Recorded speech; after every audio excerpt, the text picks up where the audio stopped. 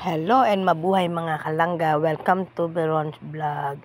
So ayan po, nasa tricycle kami niyang babiyaheng papuntang Barangay Santo Domingo para dalawin po namin si Ma'am Lu, yung isang dating teacher po. So ayan na po, dumating na kami niyan sa kanilang bahay at ayan po, inaasikaso na po nila ng kanyang anak yung mga ibang dala naming pagkain.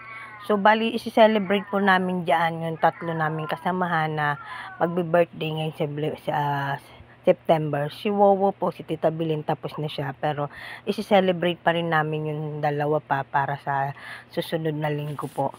So, ayan po si Ma'am Lu. So, thank you so much, Ma'am Lu, sa pagtanggap mo sa amin lagi na tuwing pupunta po kami ay welcome na welcome po kami at warm na warm. So, ayan po, kinakantahan na namin ng happy birthday.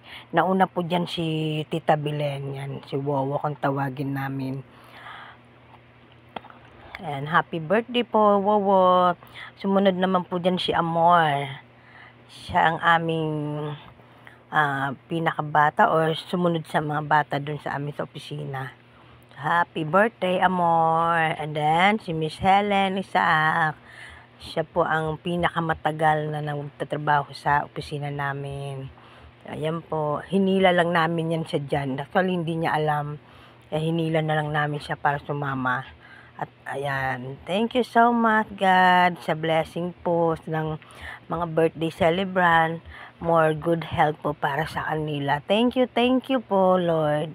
And thank you sa food. Ayan po. Naway napasaya namin kayo sa simpleng handa natin na yan. Ayan, si Tita Bilin. So magpipicture muna kami dyan. Silang tatlo para bago kumain. Ayan nga po. So,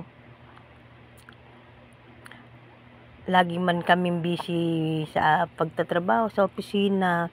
Pero salamat Lord kasi kahit papaano nabibigyan pa rin namin ng oras yung aming pagsasama or banding. Actually po, ang usapan namin dapat dyan is monthly kaya lang hindi po natutupad. So, ayan po. Thank you po and God bless.